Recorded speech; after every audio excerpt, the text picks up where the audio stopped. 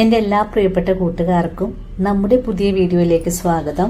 ഇന്നത്തെ നമ്മുടെ വീഡിയോ വളരെ ഹെൽത്തി ആയിട്ട് തന്നെ തയ്യാറാക്കി കഴിക്കാൻ പറ്റിയ നല്ലൊരു ഹെൽത്തി പുട്ട് റെസിപ്പിയാണ്.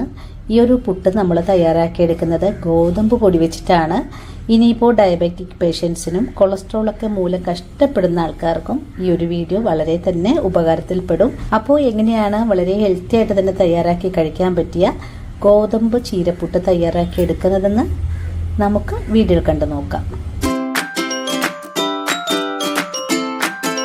Healthy breakfast, healthy dinner, healthy evening snack എന്നൊക്കെ പറഞ്ഞാൽ ഇതാണ് കേട്ടോ. ഇതിനായിട്ട് 1 കപ്പ് ഗോതമ്പ് പൊടി ഒരു ബൗളിലേക്ക് ഇട്ട് കൊടുക്കാം. നിങ്ങളുടെ വീട്ടിലുള്ള മെമ്പേഴ്സിന്റെ എണ്ണം അനുസരിച്ച് നമ്മൾ എടുക്കുന്ന പൊടിയുടെ അളവ് കൂട്ടാം. ഞാനിപ്പോൾ 2 പേർക്ക് തയ്യാറാക്കാൻ പറ്റുന്ന രീതിയിൽ 1 കപ്പ് ഗോതമ്പ് പൊടി എടുത്തിട്ടുണ്ട്. ഇതിലേക്ക് ആവശ്യത്തിന് ഉപ്പ് ചേർക്കാം. ഇനി ഒരു 1/4 കപ്പ് വെള്ളം ഇതിലേക്ക് ഒഴിച്ചു കൊടുക്കാം. വെള്ളം കുറേശ്ശെ ഒഴിച്ചു കൊടുത്തിട്ട് വേണം നമുക്കിതൊന്ന് നനച്ചെടുക്കാനായിട്ട്. അധികം വെള്ളം ഒഴിച്ചു കൊടുത്ത് നനക്കരുത്. നമ്മൾ എടുത്തിട്ടുള്ളത് ആശീർവാദിന്റെ പുട്ടുപൊടിയാണ്. അല്പം നനവ് കൂടുതലുള്ള പൊടിയാണ് കേട്ടോ. അപ്പൊ കുറച്ച് നമ്മൾ സാധാരണ റേഷൻ കടകളിൽ നിന്നൊക്കെ വാങ്ങുന്ന ഗോതമ്പ് പൊടിയാണെങ്കിൽ കുറച്ചുകൂടെയൊക്കെ വെള്ളം ചേർക്കുക. ഇപ്പൊ നമ്മൾ എടുത്തിട്ടുള്ള പൊടിക്ക് അത്യാവശ്യം നനവ് കൂടുതലായിരിക്കും. അപ്പം അതുകൊണ്ട് വെള്ളം നോക്കിയിട്ട് വേണം കേട്ടോ ഒഴിച്ചു കൊടുക്കാനായിട്ട്. ഒരു 1/4 കപ്പ് വെള്ളം ഒഴിച്ചു കൊടുത്തിട്ട് കൈകൊണ്ട് നല്ല പോലെ ഒന്ന് തിരുമ്മി കുഴച്ചെടുക്കാം. പൊടി ഇതുപോലെ ഒന്ന് കുഴച്ച് മാറ്റി വെച്ച് കഴിഞ്ഞാൽ ഇപ്പം അത്യാവശ്യം നനവോടുകൂടി തന്നെ നമ്മളൊന്ന് കുഴച്ചെടുത്തിട്ടുണ്ട്. ഇത്രയും തന്നെ നനവ് ആവശ്യമായിട്ടുള്ളൂ. ഇനി നമുക്ക് ഈ പൊടി ഒന്ന് മാറ്റി വെക്കാം. ഇനി നമുക്കൊരു പാൻ അടുപ്പിലേക്ക് വെച്ച് കൊടുക്കാം. ഇന്നത്തെ സാഹചര്യത്തിൽ എല്ലാ വീടുകളിലും ഒരാൾക്കെങ്കിലും ഡയബറ്റിക് ഉണ്ടാകും. മധുരം കഴിക്കാൻ പാടില്ല, എണ്ണ അധികം ഉപയോഗിക്കാൻ പാടില്ല, ഒരുപാട് കൃത്യനിഷ്ഠകൾ അവരുടെ ജീവിതത്തിൽ വന്ന് കൂടും. ആ ഒരു സമയത്ത് ഇതുപോലുള്ള കാര്യങ്ങളൊക്കെ നിങ്ങൾ ചെയ്തു കൊടുക്കണം. അവരും മനുഷ്യരാണ്. അവർക്ക് കൊടുക്കുന്ന ഭക്ഷണവും വായിക്ക് ടേസ്റ്റ് ആയിട്ട് തന്നെ തയ്യാറാക്കി കൊടുക്കുക. ഡയബറ്റിക് പേഷ്യൻസിന് വേണ്ടിയിട്ടാണ് ഇന്നത്തെ നമ്മുടെ വീഡിയോ. അങ്ങനെ നമ്മുടെ പാനപ്പോ ചൂടായി വന്നു. പിന്നെ നമുക്കൊരു നുള്ള് വെളിച്ചെണ്ണ ഒഴിച്ചു കൊടുക്കാം. അധികം ഒന്നും ഒഴിക്കേണ്ട, കുറച്ച് മാത്രം മതിയാകും. ഇനി നമുക്ക് ഈ പാനിലേക്ക് എരിവിനായിട്ടുള്ള 1 സവാളയും 3 പച്ചമുളകും ഇതിലേക്ക് ചേർക്കാം. ഒന്ന് നല്ലതായിട്ട് വഴറ്റി കൊടുക്കാം. സവാളയൊക്കെ ചേർത്ത് നമ്മൾ ഈ തയ്യാറാക്കുന്ന ഈ ഒരു റെസിപ്പി ചെയ്യുമ്പോൾ ഒരു പ്രത്യേക സ്വാദായിരിക്കും കഴിക്കാനായിട്ട്. അപ്പോൾ പിന്നെ പ്രത്യേകിച്ച് ഇതിന് വേണ്ടിയിട്ട് കറികളൊന്നും തന്നെ വേണ്ട. നമ്മളിപ്പോൾ രാവിലത്തെ ബ്രേക്ക്ഫാസ്റ്റ് ആയാലും ഉച്ചയ്ക്ക് കഴിക്കാനാണെങ്കിലും ഇനിയിപ്പോൾ രാത്രി കഴിക്കാനാണെങ്കിലും കറിയൊന്നും തന്നെ വേണ്ടാതെ ഈ ഒരു പുട്ടായിട്ട് കഴിക്കാം. അതിന് വേണ്ടിയിട്ടാണ് ഞാൻ ഈ ഒരു വീഡിയോ നിങ്ങൾക്ക് കാണിച്ചു തരുന്നത്. അതുപോലെ ഞാൻ കഴിഞ്ഞ ദിവസം മുരിങ്ങയില പുട്ടുണ്ടാക്കിയിരുന്നു. അപ്പോൾ ചില ആൾക്കാർ എന്നോട് ചോദിച്ചു അത് കഴിക്കുമോ എന്ന്. ഒരു തരി പോലും കഴിക്കില്ല, വളരെ ഹെൽത്തിയാണ്. പിന്നെ ആളുകൾ ചോദിച്ചു തേങ്ങ ചേർത്താൽ കൊളസ്ട്രോളും ഷുഗറും കൂടില്ലേന്ന്. മിതമായ അളവിൽ ചേർത്താൽ ഇതൊന്നും കൂടില്ല കേട്ടോ. കൊളസ്ട്രോളൊക്കെ വരുന്നത് കൂടുതലായിട്ട് എണ്ണ തിളപ്പിക്കുമ്പോഴാണ്. അല്ലാതെ നാളികേരം കഴിച്ചിട്ട് കൊളസ്ട്രോളും ഷുഗറും കൂടിയെന്ന് ആരും ഇതുവരെ പറഞ്ഞിട്ടില്ല കേട്ടോ. നമ്മൾ എന്ത് ചെയ്താലും അതൊരു മിതമായ കണക്കിലായിരിക്കണം ചെയ്യേണ്ടതെന്ന് മാത്രം. ഇപ്പൊ നമ്മുടെ സവാള ഈ ഒരു രീതിയിലാണ് കേട്ടോ വാടി വന്നിട്ടുള്ളത്. അധികം ഒന്നും വാട്ടിയെടുക്കേണ്ട ആവശ്യമില്ല.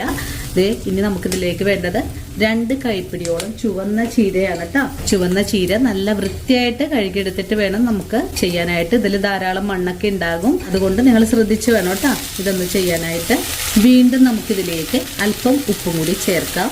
കൂടെ തന്നെ ഇതിലേക്ക് കുറച്ച് മഞ്ഞൾപ്പൊടി കൂടെ ചേർക്കണം. ഇനി ഇതെല്ലാം ചേർത്തൊന്ന് ഇളക്കി കൊടുക്കാം. അധികമൊന്നും വഴറ്റിയെടുക്കേണ്ട ആവശ്യമൊന്നും തന്നെയില്ല. കാരണം നമുക്കിതിന് ആവിയിൽ വെച്ചൊന്ന് വേവിച്ചെടുക്കേണ്ടതാണ്. ഇപ്പോൾ ചീരയിൽ അത്യാവശ്യം വെള്ളം വന്നു തുടങ്ങിയിട്ടുണ്ട്. ഒന്നുകൂടി ഇതുപോലെ ഇളക്കി ഒന്ന് തോർത്തി കഴിഞ്ഞാൽ പിന്നെ നമുക്ക് ചെയ്യേണ്ടത് നമ്മൾ നനച്ചു വെച്ചിട്ടുള്ള ഗോതമ്പ് പൊടി ഇതിലേക്ക് ചേർക്കാം. ഇനി ഇതെല്ലാം കൂട്ടിച്ചേർത്തൊന്ന് ഇളക്കി യോജിപ്പിച്ചു കൊടുക്കാം. അങ്ങനെ ഗോതമ്പ് പൊടിയും കൂടെ ചേർത്തിട്ട് ഫ്ലെയിം ഓഫ് ചെയ്ത് കൊടുത്തിട്ട് ഇനി തണുത്ത് വരാനായിട്ട് നമുക്കൊന്ന് വെയിറ്റ് ചെയ്ത് കൊടുക്കാം. ഈ ഒരു സമയത്ത് നമ്മുടെ ഗോതമ്പ് പൊടിക്ക് ആവശ്യമായ നനവാണ് കേട്ടോ ഉള്ളത്. കണ്ടല്ലോ. ഇനി ഒന്ന് ചൂടാറി വരട്ടെ. നമുക്ക് ഈ പൊടി ഒരു ബൗളിലേക്കൊന്ന് മാറ്റാം.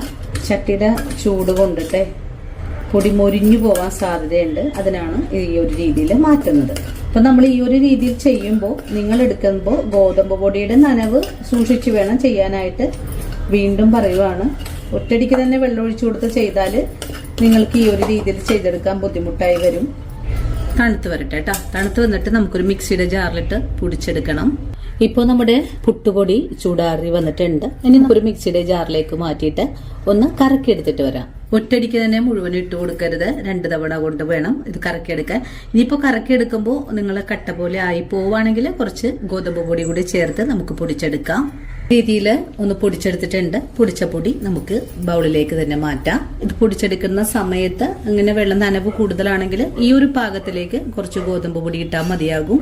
അങ്ങനെ രണ്ടാമതും പൊടിച്ചെടുത്തിട്ടുണ്ട്. നമ്മൾക്ക് അധികം ഒന്നും അടിച്ചെടുക്കേണ്ട ആവശ്യമൊന്നുമില്ല. പൾസ് മോഡിൽ 2 തിരിയൊന്ന് തിരിച്ചാൽ മതി കേട്ടോ. കണ്ടല്ലോ, നമ്മുടെ പുട്ടുപൊടി ഈ ഒരു രീതിയിലാണ് നമ്മൾ പൊടിച്ചെടുത്തിട്ടുള്ളത്.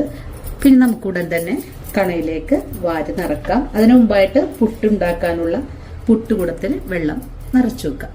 ഇനി നമ്മൾ പുട്ട് വേവിച്ചെടുക്കാനായിട്ടുള്ള കണ അടുപ്പിലേക്ക് വെച്ചിട്ടുണ്ട്. നല്ല പോലെ പുട്ടുകണ ഒന്ന് ചൂടായി വരുമ്പോഴേക്കും നമുക്ക് വാരി നിറച്ച് കൊടുക്കാം. ഇന്ന് ഞാനിതിലേക്ക് നാളികേരം ചേർക്കുന്നില്ല.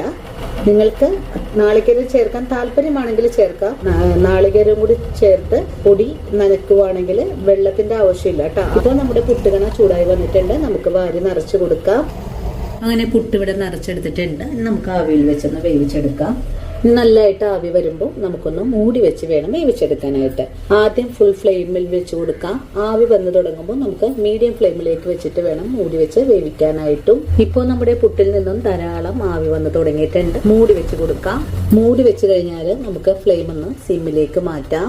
അങ്ങനെ നമ്മുടെ പുട്ടിന്റെ ആവി വന്നപ്പോൾ ഞാൻ ഫ്ലെയിം ഓഫ് ചെയ്ത് കൊടുത്തു. ഇനി ഒരു മിനിറ്റ് നേരം ഒന്ന് റെസ്റ്റ് ചെയ്യാൻ വെച്ചതിന് ശേഷം നമുക്ക് പുട്ടൊന്ന് കുത്തിയെടുക്കാം. അപ്പോൾ ഇന്നത്തെ നമ്മുടെ ഹെൽത്തി പുട്ട് ഇത്രയേ ഉള്ളൂ. ഈ ഒരു പുട്ട് നിങ്ങൾ എല്ലാവരും തയ്യാറാക്കി നോക്കണേ. അപ്പോൾ ഇന്നത്തെ നമ്മുടെ വീഡിയോയും എൻ്റെ കൂട്ടുകാർക്ക് വളരെ തന്നെ പ്രയോജനകരമായി എന്ന് തന്നെ വിശ്വസിക്കുകയാണ്. വീഡിയോ കണ്ട് ഇഷ്ടമായിട്ടുണ്ടെങ്കിൽ എന്നും പറയുന്നത് പോലെ ചാനൽ ഫോളോ ചെയ്യുന്ന കാര്യം മറക്കരുത്. ഇനിയിപ്പോൾ ആദ്യമായിട്ട് നമ്മുടെ വീഡിയോസ് കാണുന്ന കൂട്ടുകാർ ആരെങ്കിലും ഉണ്ടെങ്കിൽ ചാനൽ ഫോളോ ചെയ്ത് നമ്മുടെ ഫാമിലിയിൽ മെമ്പർ ആകാനും മറക്കല്ല. അപ്പോൾ ഇതുപോലുള്ള ഇനിയും നല്ല ഹെൽത്തി വീഡിയോസ് ഒക്കെ ആയിട്ട് ഞാൻ നാളെ കാണാം. അതുവരെ സ്നേഹത്തിന്റെ ഭാഷയിൽ വീണ്ടും കാണാം.